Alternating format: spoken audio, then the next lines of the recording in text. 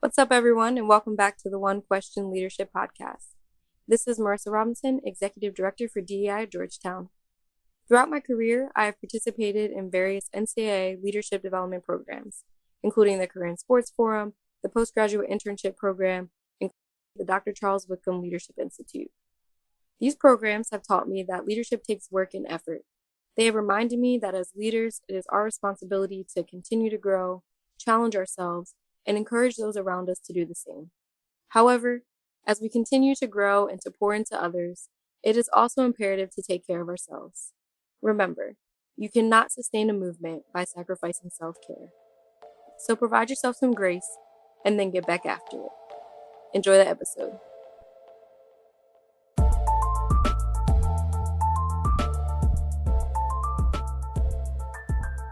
Greetings, this is Ty Brown, and welcome to the One Question Leadership Podcast, where we highlight executive and organizational leadership. Be sure to follow us on Twitter and Instagram at 1Q Leadership. I am joined by James Hall. James is the Senior Associate Athletics Director and Chief Diversity Officer at New Mexico State. Greetings, James. Thanks for joining us.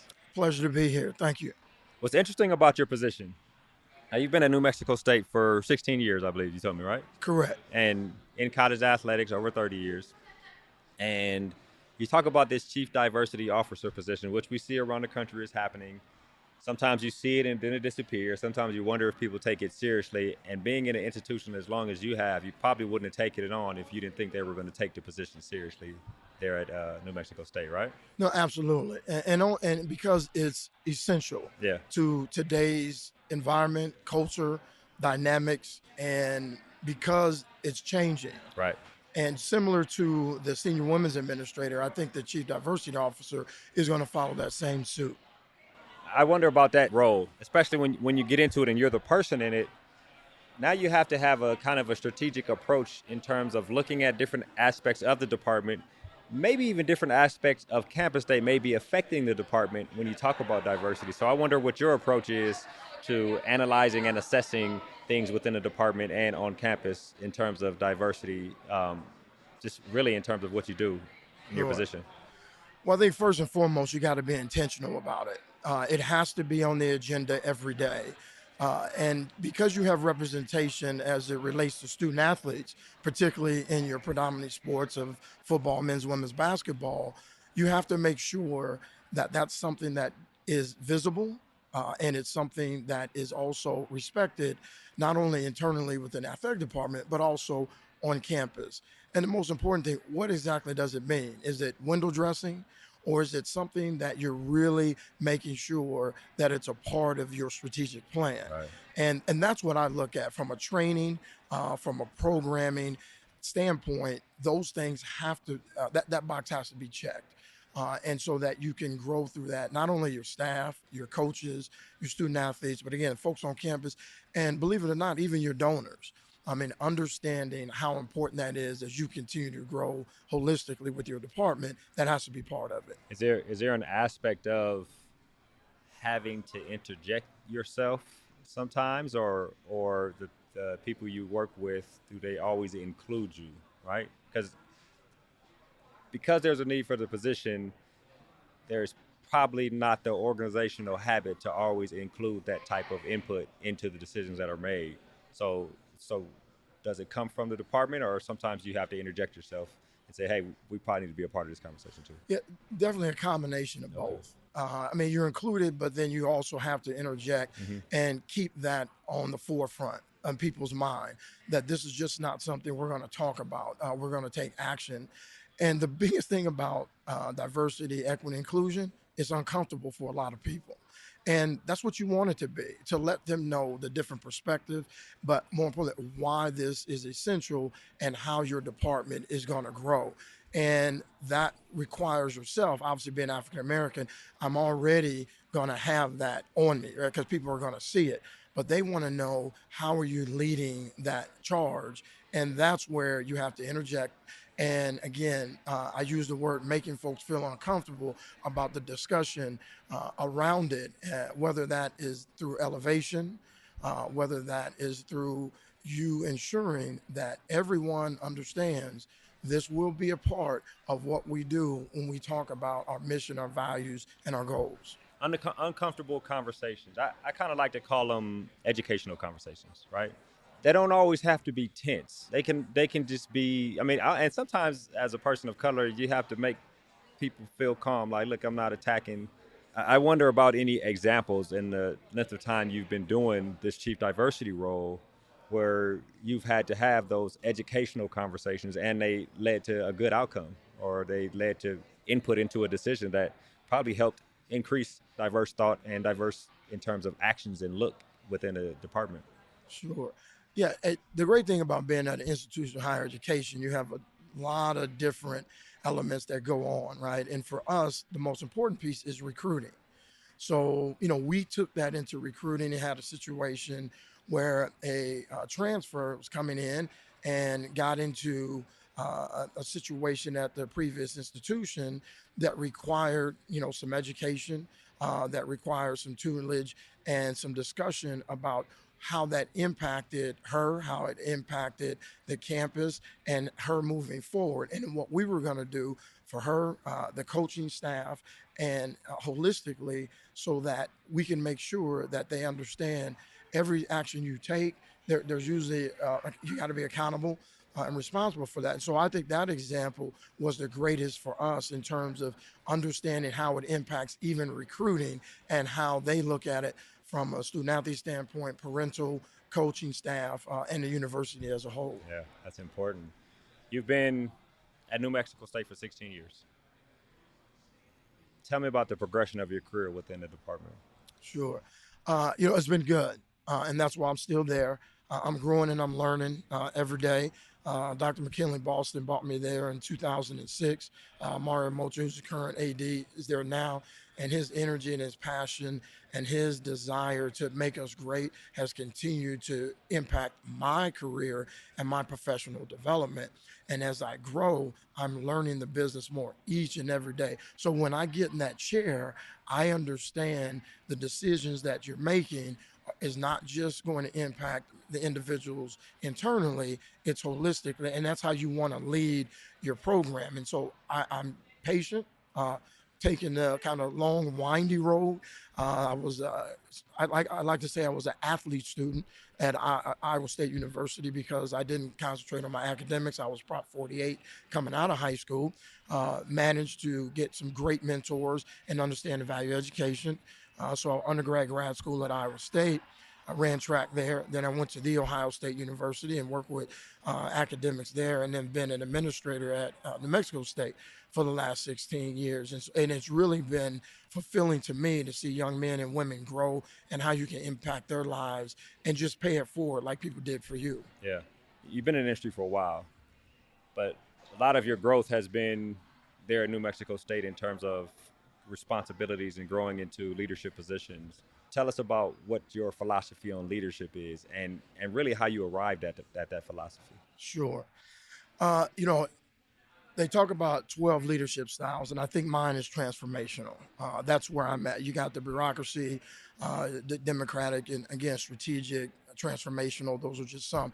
I'm definitely a transformational leader. And folks who know me, one of the things that I've created over the years is what I call Mr. Hall's A to Z, 1, 2, 3 to being me. And those are acronyms. And I've got an acronym for leadership, and it's called a living example, administrating directions effectively by resonating a symbolic hierarchy, influencing people. Okay. And that's what I think it's important.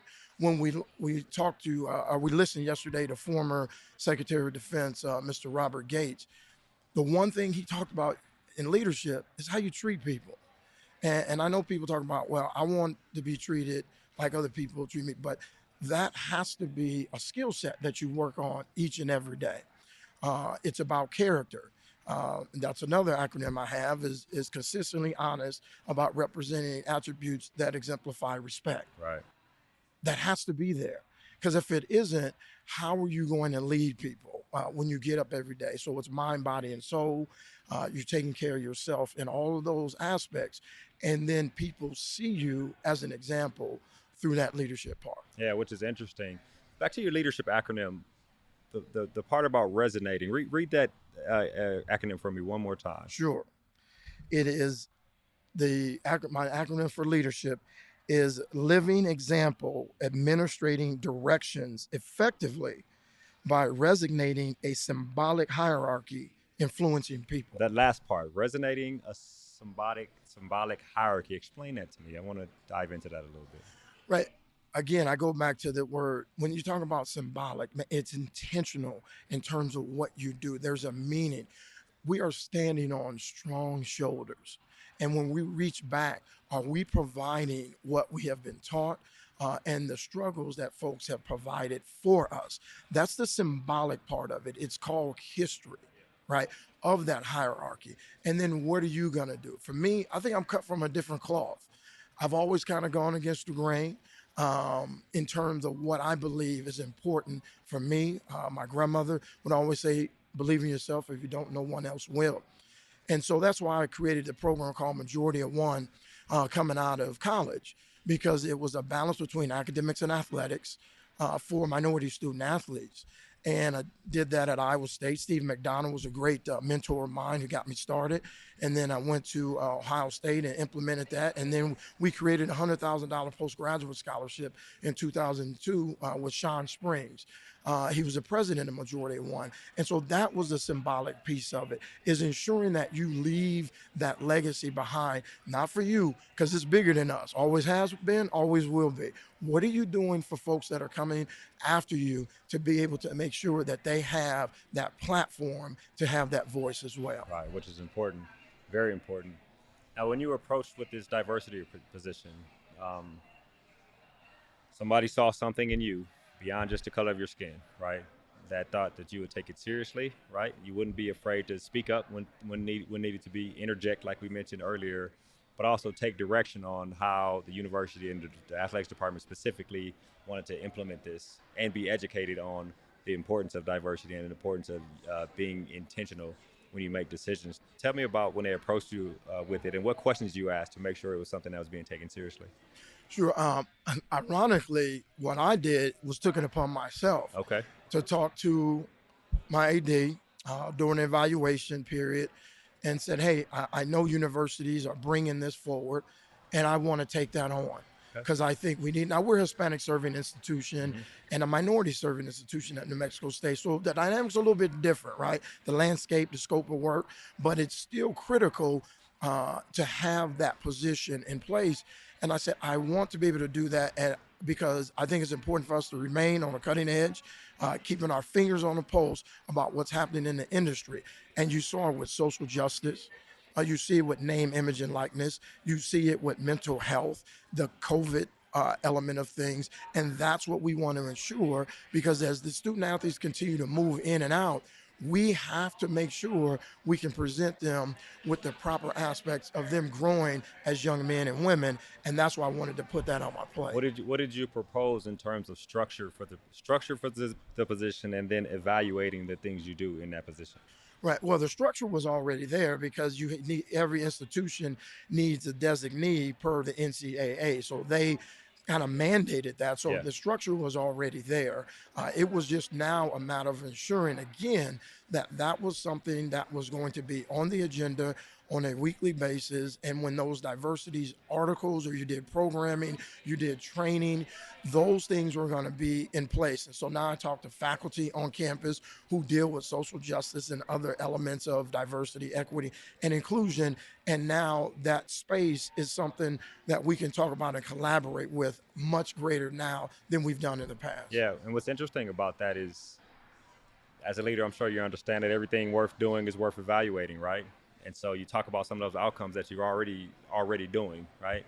Are those the things you present and say, okay, so since we've created this position, here are some of the things we've done, or do you have a unique way of evaluating the position and evaluating what you're doing in the role? Yeah, sure. Like I said, the structure's already kind of been there, but you are assessing and evaluating on a regular basis because things are changing drastically.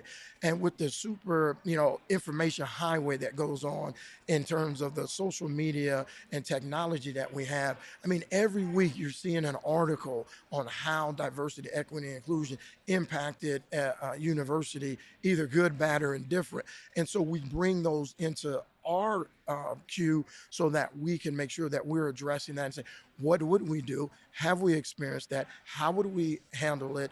And are we doing the right things that we need to do for our particular, format? And so that's the great thing about where we're at, even this podcast now, talking about it, addressing it, putting it on the airways so that people understand that these topics have to be included when you're talking about leadership. Yeah. I'll ask this question here and then we'll wrap. When you think about the future, right? When you talk about a diversity position, especially with people of color, you want to work yourself out of a job to where it's not necessary, right? We don't even have these conversations anymore, but at the current moment, it's very necessary. What do you see in terms of specifically there in New Mexico State, long-term planning or strategic planning with regard to diversity and with regard to intent and being deliberate in making sure you're a part of the decision beyond the position that's mandated, beyond the position you're in, and just as a department and really the school as a whole, especially at a school, like you said, that's serves already people of color in terms of the institution. Right. We already, a part of our university strategic plan, Lead 2025, that's a big aspect of our goal is diversity, right? So we already have that. The element is working on it, tweaking it, Actually making an implementing and doing adjustment, it, yeah. right, and implementing it for what it's worth, not just saying it, but again, I think the programming piece is important, the training component, and then position wise, and having people go out and really talk about how this is impacting it. Because they talked about microaggression, right? Microaggression. And I didn't really even know what that was, but then they're talking about, I want to feel comfortable, okay, in the space that I'm in, and I want to feel that I truly belong.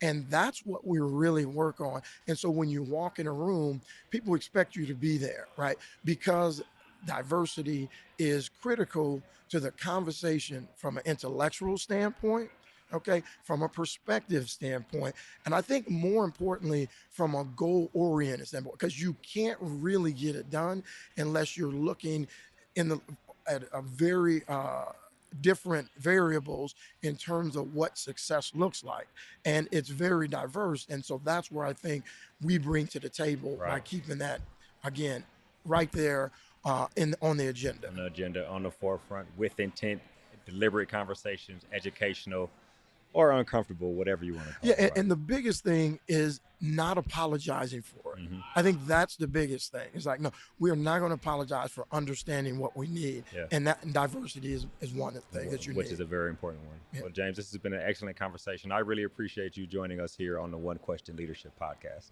I appreciate you having me. Thank you. Yes, sir. That was James Hall. He is the Senior Associate Athletics Director and Chief Diversity Officer at New Mexico State University. And of course, this is Ty Brown with One Question.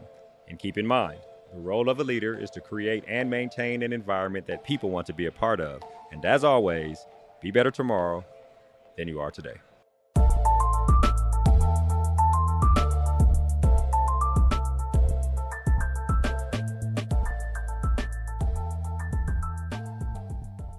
This episode of the One Question Leadership Podcast is produced by Spades Media Group, solving problems using creative leadership.